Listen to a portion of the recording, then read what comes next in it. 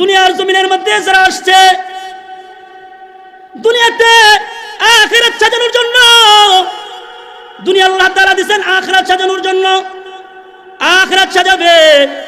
তার মানে দুনিয়ার ভিতরে বিভিন্ন রকমের ওয়াসওয়াসা থাকবে, দুনিয়ার ভিতরে অনেক ধরনের আবর্জনা থাকবে, গুনাহ চতুর্দিক থেকে আপনাকে ডাইকা রাখবে। এজন্যই তো রাসূল বলেন আদ-দুনিয়া উসিজনুল মুমিন ওয়া জান্নাতু কাফির। মুমিনের জন্য দুনিয়াটা জেলখানা, আর কাফেরের জন্য দুনিয়াটা হইল বেহেশতখানা। কথা কোন ঠিক কিনা? তার মানে দুনিয়ার মধ্যে আপনি থাকবেন, দুনিয়াতে থাকবেন, জেলখানা কারাগার অবস্থায় থাকবেন। এটা জেলখানা, জেলখানা। জেলখানার ভিতরে যে জেলার থাকে, এই জেলারের কথা অনুযায়ী চলা লাগে। কথা কোন ঠিক কিনা? চাইলে সিগারেট চাইলেও সিগারেট পাবে নাকি? চাইবো পাইব নাকি? তার মানে জেলখানার ভিতরে যেভাবে চলতে হয়, জেলারের হুকুম মতে চলতে হয়, উল্টা পাল্টা চলা যায় না। ঠিক মানুষ এই দুনিয়ার ভিতরে জেলখানার ভিতরে আছে, জেলখানার ভিতরে তাইকা তার মদ খাইতে মন চাইবে, কিন্তু সে মদ খাইতে পারবে না। কথা কোন ঠিক কিনা? তার সুদ খাইতে মন চাইবে, সুদ খাইতে পারবে না। কারণ জেলারের জেলার যিনি একজন আছেন, আমাদেরকে নিয়ন্ত্রণ করতেছে, তার নাম কি? জেলারের জেলার যিনি একজন আছেন, তিনার নাম আল্লাহ। তার মানে আল্লাহ তাআলা আমাদেরকে নিয়ন্ত্রণ করতেছে। ইচ্ছা করলে, মন চাইলে খারাপ কাজ করতে মন চাইবে, কিন্তু খারাপ কাজ করা যাবে না, আল্লাহকে ভয় করতে হবে। কথা কোন ঠিক কিনা? দুনিয়াটা এরকমই, অনেক কিছু করতে মন চাইবে কিন্তু করা যাবে না। তাহলে এই দুনিয়া যারা ছাইরা দিছে তারা সফল কাম, যারা আখিরাত ধরছে তারা সফল কাম, যারা দুনিয়া ধরছে এরা কপাল পুরা। ঠিক কিনা? যারা দুনিয়া ধরছে তারা কপাল পুরা, যারা আখিরাত ধরছে তারা সফল কাম। এজন্য কপাল পুরা হওয়া যাবে না, সফল কাম হওয়া লাগবে। সফল কাম কাকে বলে? সফলতা কাকে বলে? আল্লাহ তাআলা বলছেন قد أفلح من تزكى, তারা সফল কাম হয়ে গেছে গা যারা আত্মার পবিত্রতা নয়ন করছে, যারা মালকে পাক সাফ করে ঘরের ভিতরে রাখছে, যারা মালের যাকাত দিছে, আবার এই মালটাকে ঘরের ভিতরে পবিত্র করে রাখছে। قد أفلح من تزكى, তারাই আত্মশুদ্ধি করেছে, তারাই দুনিয়াতে গিয়ে তারাই আল্লাহ তাআলার সামনে কাল হাসরের ময়দানে বিনা হিসাবে আল্লাহর জান্নাতে চলে যাবে। সফল কাম করা। হযরত হাসান বসরীকে সামউন বলে, ও হাসান, আমি যদি কালিমা পড়ি তাহলে আমার লাভ কি? কয়, যদি কালিমাটা পড়ে পালতে পারো, এক নম্বর লাভ হইল পিছনে যা গুনাহ করেছ ইসলাম সব গুনাহ ডাইকা দিবে। সুবহানাল্লাহ। যদি কালিমা পড়া মুসলমান হয়ে যাও তাহলে আল্লাহ তাআলা মুমিনান বিকলবিহি দাখালাল জান্নাহ, জান্নাতে তোমার জায়গা করে দিবে, জান্নাতের মালিক তুমি বানায় হয়ে যাইবা। হযরত হাসান বলে, সামউন বলে, এটা মুখে হবে না, কাগজে কলমে লেখা দেন। সুবহানাল্লাহ কোন।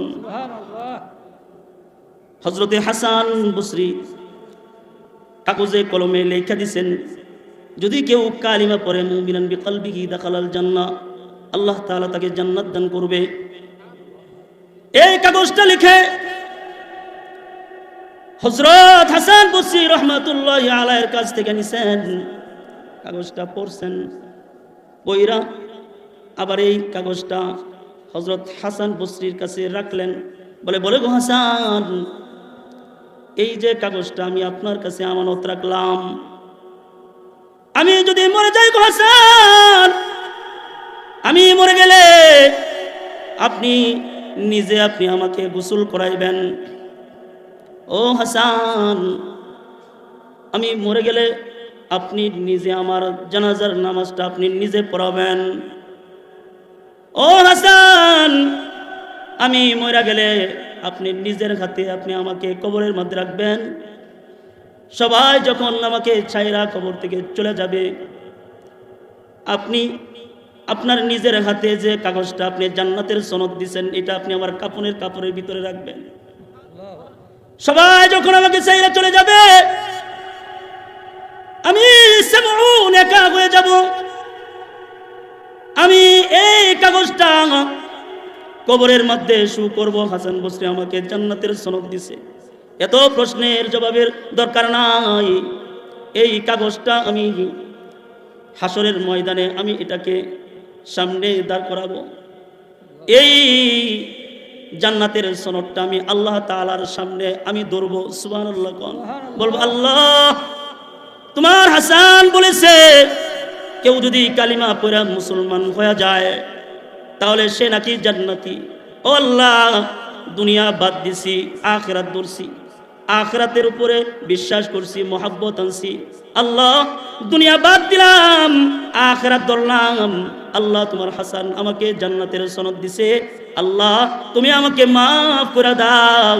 ওগো হাসান, এই কাগজটা আমার জান্নাতে যাওয়ার রাস্তা, এই কাগজটা আমার জান্নাতের রাস্তা। তাহলে এই দুনিয়া, যারা দুনিয়া ছাইরা দিছে আখিরাত ধরছে, তারা জান্নাতের মালিক হয়ে গেছে।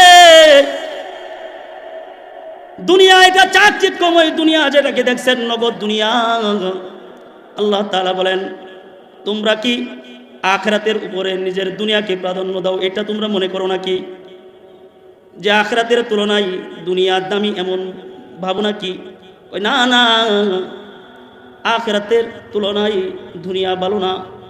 আখিরাত ওয়ালাল আখিরাতু খায়রুল লাকা মিনাল উলা, আখিরাত ভালো, আখিরাত উত্তম। এজন্য এটা হলো একটা পসাগান্দা দুনিয়া। এটার নাম কি?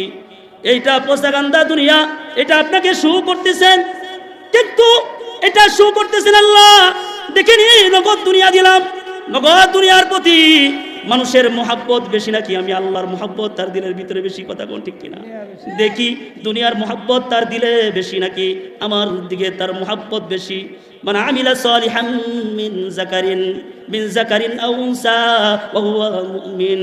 আল্লাহ তাআলা বলেন, তুমি ঈমান বানাও, তুমি আমল বানাও, আমি আল্লাহ তোমার দুনিয়া সাজাবো। সুবহানাল্লাহ কোন আমি আল্লাহ তোমার দুনিয়া সাজাবো। তোমার দুনিয়া সাজাইতে হইবে না, দুনিয়া আমি আল্লাহ তাআলা সাজাইবো। তাহলে দুনিয়াটা আল্লাহ তাআলা সাজায় দিবে। আর আল্লাহ তাআলা যদি আপনাকে দুনিয়াও সাজায় দেয়, আখিরাতও যদি সাজায় দেয়, তাহলে দুনিয়াও আপনার জন্য শান্তি, আখিরাতও আপনার জন্য শান্তি। কথা কোন ঠিক কিনা?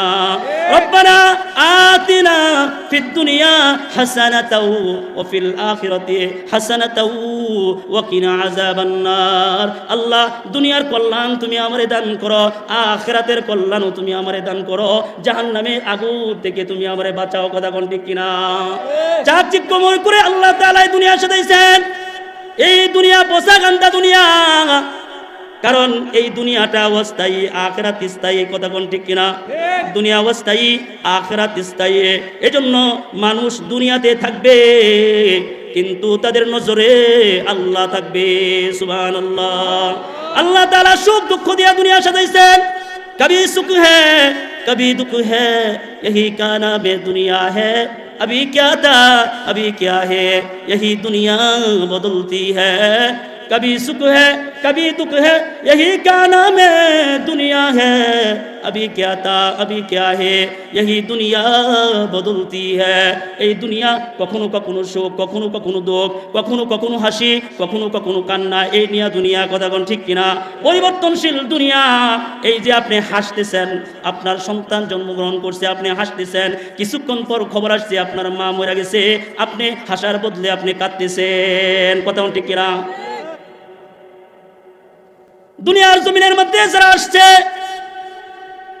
দুনিয়াতে আখিরাত সাজানোর জন্য, দুনিয়া আল্লাহ তাআলা দিবেন আখিরাত সাজানোর জন্য, আখিরাত সাজাবে। তার মানে দুনিয়ার ভিতরে বিভিন্ন রকমের ওয়াসওয়াসা থাকবে, দুনিয়ার ভিতরে অনেক ধরনের আবর্জনা থাকবে, গুনাহ চতুর্দিক থেকে আপনাকে ডাইকা রাখবে। এজন্যই তো রাসূল বলেন, আদ-দুনিয়া উসিজনুল মুমিন ওয়া জান্নাতু কাফির। মুমিনের জন্য দুনিয়াটা জেলখানা, আর কাফেরের জন্য দুনিয়াটা হইল বেহেশতখানা। কথা কোন ঠিক কিনা? তার মানে দুনিয়ার মধ্যে আপনি থাকবেন, দুনিয়াতে থাকবেন, জেলখানা কারাগার অবস্থায় থাকবেন। এটা জেলখানা। জেলখানা, জেলখানার ভিতরে যে জেলার থাকে, এই জেলারের কথা অনুযায়ী চলা লাগে। কথা কোন ঠিক কিনা? চাইলে সিগারেট চাইলেও সিগারেট পাবে নাকি? পাইব নাকি? তার মানে জেলখানার ভিতরে যেভাবে চলতে হয়, জেলারের হুকুম মতে চলতে হয়, উল্টা পাল্টা চলা যায় না। ঠিক মানুষ এই দুনিয়ার ভিতরে জেলখানার ভিতরে আছে, জেলখানার ভিতরে তাই কাম তার মদ খাইতে মন চাইবে, কিন্তু সে মদ খাইতে পারবে না। কথা কোন ঠিক কিনা? তার সুদ খাইতে মন চাইবে, সুদ খাইতে পারবে না, কারণ জেলার যিনি একজন আছেন আমাদেরকে নিয়ন্ত্রণ করতেছে, তার নাম কি? জেলার যিনি একজন আছেন তিনার নাম আল্লাহ। তার মানে আল্লাহ তাআলা আমাদেরকে নিয়ন্ত্রণ করতেছে।